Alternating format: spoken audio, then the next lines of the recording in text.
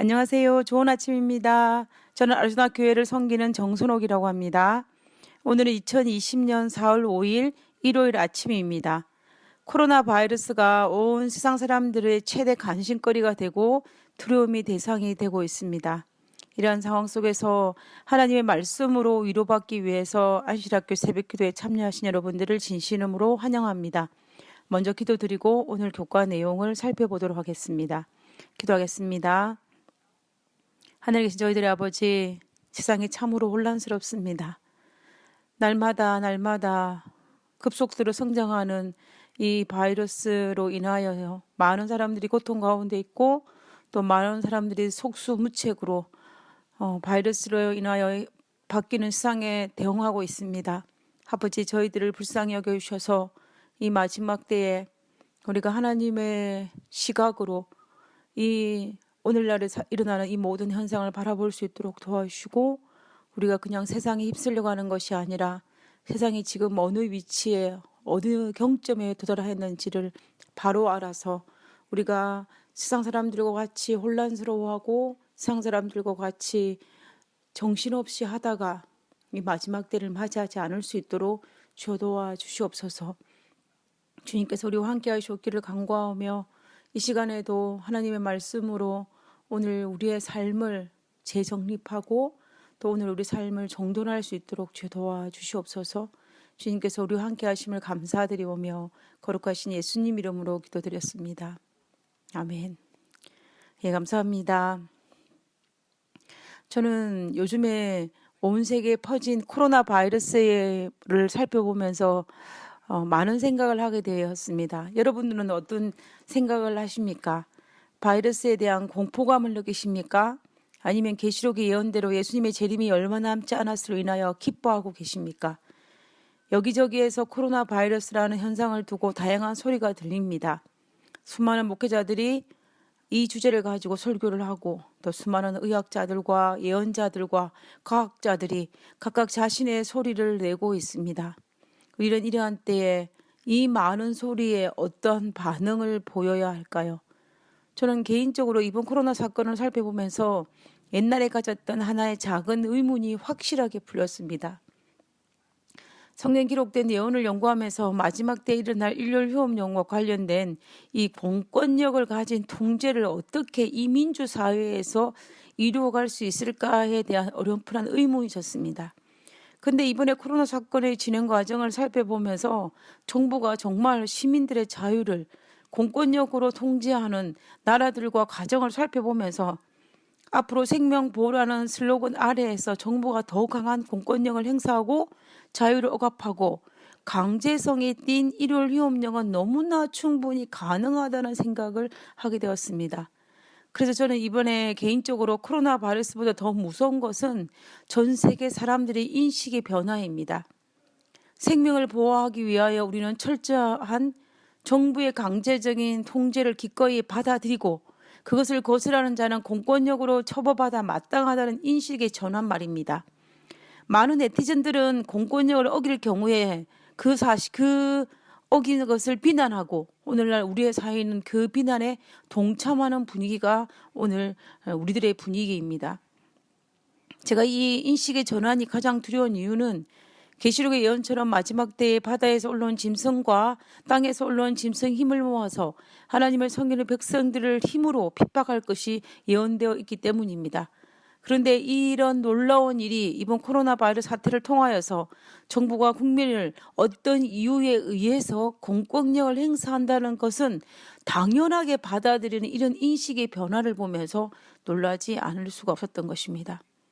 그러므로 우리는 무엇보다도 이번 코로나 사태를 액면 그대로 바라보기보다는 하나님의 예언을 사랑하는 자로서 영적으로 성경적으로 재해석하여 볼 수 있는 눈을 가져야 할 것입니다. 말씀을 사랑하는 자의 입장에서 말씀을 가지고 오늘날의 현상의 눈으로 볼 수 있는 눈을 가지도록 우리가 스스로 살펴야 할 것입니다. 이번 2020년 제2기는 성경 해석학입니다. 66권의 경우가 66권의 성경을 우리가 어떻게 해석해야 될지에 대해서 생각해보는 그 시간이 이번 2기입니다. 수많은 사람들이 성경을 읽습니다.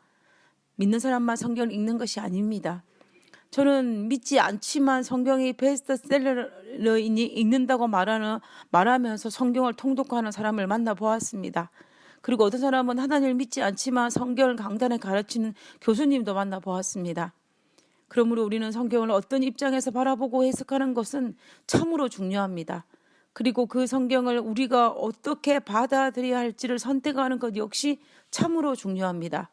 그러한 측면에서 이번 기회에서 다룰 성경 해석학은 참으로 우리에게 중요한 부분이 될 것이라는 거 믿습니다. 그러면 본문으로 들어가서 제2과 성경의 기원과 본질에 대해서 살펴보도록 하겠습니다. 이번 주 기억절에 있는 말씀입니다. 데살전서 2장 13절입니다. 이러므로 우리가 하나님의 끊임없이 감사함은 너희가 우리에게 받은 바 하나님의 말씀을 받을 때에 하나님의 말로 받지 아니하고 하나님의 말씀으로 받음이니 진실로 그러하도다. 이 말씀이 또한 너희를 믿는 자 가운데에서 역사하느니라. 성경을 바르게 해석하고 이해하기 위해서 갖춰야 할 중요한 것이 하나 있습니다. 그것은 성경을 대하는 우리의 태도입니다. 다시 말하면 성경이 하나님께서 우리에게 하신 말씀이라는 사실, 그리고 영감으로 기록됐다는 사실을 믿음으로 받아들이는 성경을 대하는 태도입니다. 이러한 성경을 대하는 태도가 없이 성경을 본다면 그것은 참으로 성경을 올바르게 해석할 수도 없을 뿐만 아니라 나의 삶에 아무런 영향력을 발휘하지 못할 것입니다. 그래서 이번 주는 성경이 하나님의 말씀이라는 사실을 성경의 기원과 본질적인 측면에서 살펴보도록 하겠습니다. 이 성경의 기원이라는 것은 성경의 기록의 기원, 즉 누구에 의해 쓰여졌는가에 대한 문제입니다. 똑똑한 사람이 지어졌는지 아니면 하나님의 영감에 의해서 기록된 것인지에 대한 질문입니다. 그리고 본질은 성경의 독특한 특징으로서 다른 것과 구별될 수 있는 것에 대해서 이번 주에 살펴볼 것입니다. 기억절의 말씀이 이번 주 교과를 한 성경절로 설명하고 있음을 알 수가 있습니다. 기억절에서는 성경은 하나님의 말씀을 받을 때에 성경이죠. 말씀을 받을 때에 사람의 말로 받지 아니하고 하나님의 말씀으로 받음이니라고 하였습니다. 결국 이 말의 의미는 성경의 기원은 하나님의 말씀이라는 것입니다. 그리고 성경의 본질은 즉 다른 것과 구별되어지는 가장 특별한 것은 이 성경 말씀이 다른 책들과 달리 이 말씀이 또한 너희 믿는 자들 가운데에서 역사하니라는 이 말 속에서 성경 말씀을 읽는 자와 믿는 자와 그것을 받아들인 자에게는 그들의 삶 속에서 살아 움직인다는 것입니다.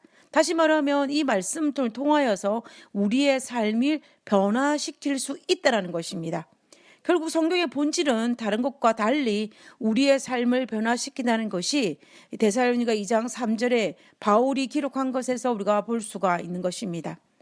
그러면 이제 오늘 다룰 일요일 소지의 내용을 살펴보도록 하겠습니다. 일요일 소지의 제목은 거룩한 계시의 성경입니다. 결국 성경의 기원에 대해서 알아보는 것입니다. 베드로는 성경의 기원에 관하여 자신의 확신을 이렇게 기록하고 있습니다. 베드로 후서 1장 19절에서 21절에 있는 말씀입니다. 또 우리에게 더 확실한 예언이 있어 어두운 데 비추는 등불과 같으니 날이 새어 샛별이 너희 마음에 떠오르기까지 너희가 이것을 주의하는 것이 가하니라.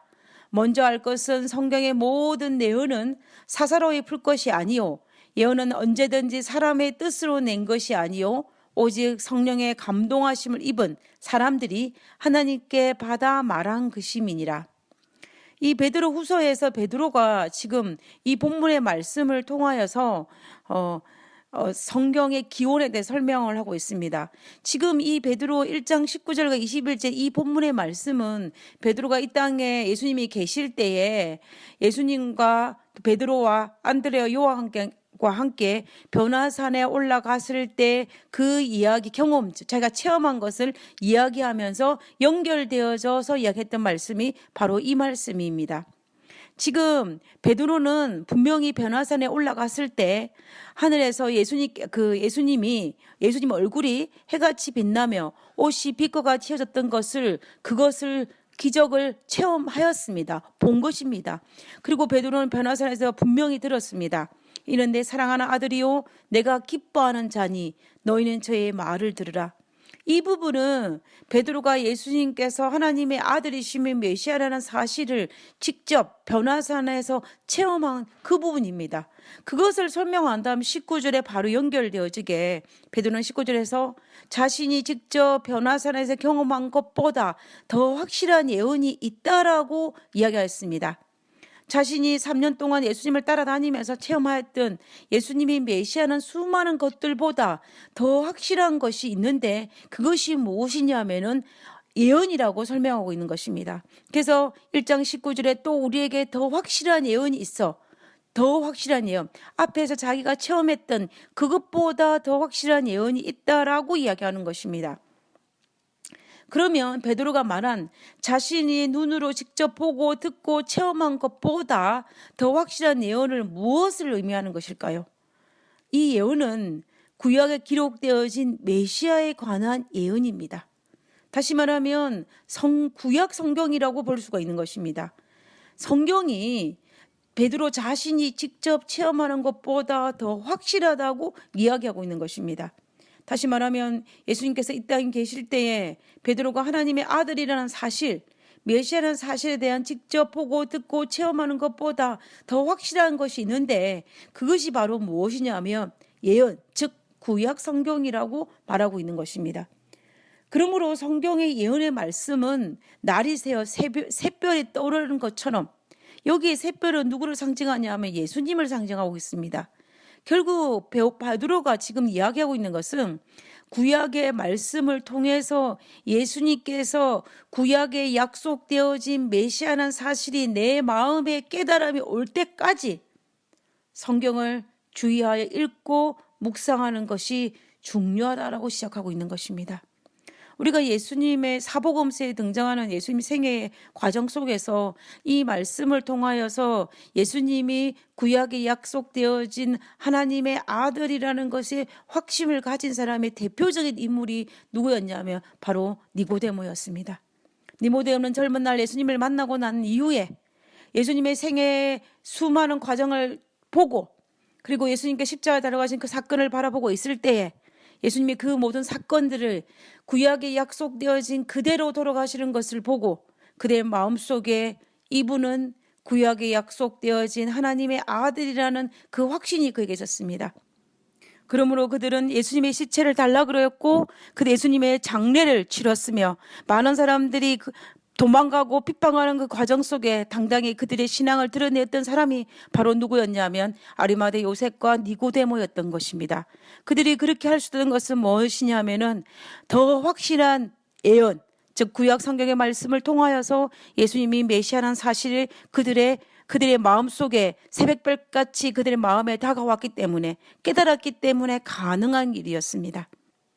이처럼 베드로는 성경이 하나님으로부터 왔기 때문에 자신이 경험한 것보다 자신이 직접 눈으로 보고 체험한 것보다 더 확실하다라고 지금 이야기하고 있는 것을 우리가 볼 수가 있는 것입니다. 그래서 베드로는 21절에 예언은 즉 성경은 하나님의 뜻으로 낸 것이 아니요 오직 하나님 성령의 감동하실 입은 사람들이 즉 하나님의 영감을 받은 사람들이 하나님께 받아 기록된 것이라고 베드로는 이야기하고 있는 것입니다.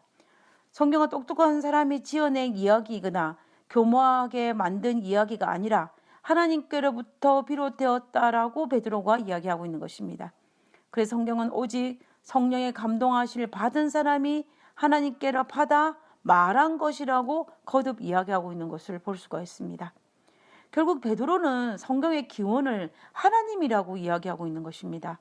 성경이 특별하고 거룩한 권위를 지닌 이유가 바로 이 성경의 원저자는 하나님이시기 때문입니다. 그러므로 우리가 성경을 해석할 때에도 성경의 저자가 하나님이시라는 입장에서 우리는 성경을 해석해야 합니다. 우리는 성경을 대하는 태도, 즉 성경의 권위를 인정하는 태도가 정말로 중요합니다. 이 말씀은 성경은 하나님부터 왔음을 믿고 읽는 자와 또 그렇지 않는 자는 엄청난 차이가 있다는 것입니다. 성경이 하나님으로부터 온 하나님의 말씀이라는 것을 믿고 읽는 자에게는 이 말씀을 통하여서 생명을 얻을 수 있을 뿐만이 아니라 오늘날 우리의 삶 속에서 일어나는 모든 일들조차도 영적으로 재해석할 수 있는 영적인 눈이 있습니다. 그러나 만약 성경이 하나님께로부터 온 것을 부인한 자들에게는 아무런 영향력을 발휘하지 못할 것입니다. 그래서 간혹 하나님을 인정하지 않은 신학 교수가 우리 주변에 등장하기도 합니다. 그래서 하나님 성경을 단순히 베스트셀러로 생각하고 마치 교양서를 읽는 것처럼 읽는 자들도 우리 주변에 등장하는 것입니다. 그러나 이런 사람들에게는 성경이 가진 가장 위대한 능력이 그들의 삶에 역사하지 않을 것입니다. 하나님은 성경 저자를 통하여서 오늘날 우리가 읽게 하신 이 성경의 실제적인 목적을 디모데후서 3장 16절과 17절에서 잘 드러내고 계십니다. 디모데후서 3장 16절과 17절에 있는 말씀입니다. 교훈과 책망과 바르게 함과 의로 교육하기에 유익하니 이는 하나님의 사람으로 온전하게 하며 모든 선한 일을 행할 능력을 갖추게 하려 함이라. 하나님께서 우리에게 성경을 주신 가장 중요한 목적, 가장 중요한 이유가 바로 성경을 읽고 변화를 받아 하나님의 사람으로 온전하게 거듭나게 하기 위해서라는 것입니다. 하나님의 자녀로 거듭나서 변화를 받고 또 우리가 성경을 읽음으로 말미암아 우리가 변화를 받는 것이 하나님께서 우리에게 성경을 허락하신 목적입니다. 그러므로 성경 연구의 가장 궁극적인 목적은 성경의 지식을 습득하는 것도 아니고 성경 지식을 가지고 다른 사람들을 책망하거나 다른 사람을 채찍질하기 위한 것도 아니고 나 자신이 하나님의 자녀로 거듭나기 위해서입니다. 만약 내가 성경 말씀을 가지고 다른 사람을 비평하거나 또 심판하는 자리에 서 있다면 우리는 회개해야 할 것입니다. 왜냐하면 그것은 하나님께서 우리에게 성경을 주신 하나님의 목적을 외도하였을 뿐만 아니라 하나님을 모독하는 것이기 때문입니다. 그리고 같은 성경을 읽고도 사이비 교주가 등장하는 것은 성경을 주신 하나님의 목적을 거스리는 행위입니다. 코로나 바이러스 때문에 신천지가 굉장히 유명해졌는데요. 신천지의 교주인 이만희는 많은 사람들이 알고 있는 것처럼 그도 같은 성경을 읽고 있지만 자신은 죽지 않고 영생한다는 이 얼토당토하는 주장을 하면서 신천지 신도들을 미혹하고 있습니다. 하느님의 자녀로 거듭나기 위해서 성경을 쉬었는데 그는 그 성경을 읽고 하느님의 자녀로 거듭나기는커녕 하나님의 기별을 가지고 다른 사람들을 잘못 인도함으로 또 그들을 미혹하여 하나님의 자녀로 거듭나지 못하게 방해하는 역할을 하고 있는 것입니다. 그러므로 우리는 그냥 단순히 성경을 읽는다고 해결되는 것은 아니라는 것입니다. 우리가 살고 있는 이 세계는 영들의 세계입니다. 오늘날 현대 문화는 과학과 합리를 추구하는 세상인 것처럼 보임으로 말미암아 영들의 세계를 부인하는 방향으로 가고 있는 것이 분명합니다. 그러나 분명한 것은 우리가 살고 있는 이 세계는 영들의 세계라는 것입니다. 사단의 속임에 빠지지 않고 성경의 기원 대신 하나님의 속한 자가 되기 위해서 하나님의 영, 하나님의 성령을 힘입어서 성령을 읽고 묵상하는 것이 우리가 이 영들의 싸움에서 승리할 수 있는 비결입니다. 그러므로 기도하지 않고 성경을 읽는 것은 굉장히 위험합니다. 마찬가지로 말씀을 읽지 않고 기도만 하는 것도 굉장히 위험합니다. 우리가 기도로 하나님의 지혜를 구하고 성경의 읽음을 통하여서 하나님의 뜻을 분별할 때에 우리가 나의 관점이 아니라 하나님의 관점으로 성경 말씀을 받아들일 수도 있고 또 하나님의 관점으로 세상을 바라볼 수 있는 눈을 가질 수 있기 때문입니다. 우리 스스로 성경을 해석하려는 유혹에서는 우리는 벗어나야 합니다. 성경은 하나님의 말씀으로 성경을 해석해야지 우리의 생각과 우리의 지식으로 절대로 해석할 수 없는 것이 바로 성경입니다. 하나님께서 성경 66권을 통하여서 성경은 성경 스스로 해석할 수 있는 모든 키워드를 하나님께서 주셨습니다. 우리 27페이지 영감의 교훈을 한번 읽어보도록 하겠습니다. 성령의 역사도 성경으로 확정해야 라는 부분인데요. 가려뽑은 기별 1권 43페이지에 있는 말씀입니다. 마땅히 율법과 증거의 말씀을 따를지니 그들이 말하는 바가 이 말씀에 맞지 아니하면 그들이 정녕 아침빛을 못하리라. 마음에 작용하는 성령의 역사까지도 하나님의 말씀으로 시험해 보아야 한다.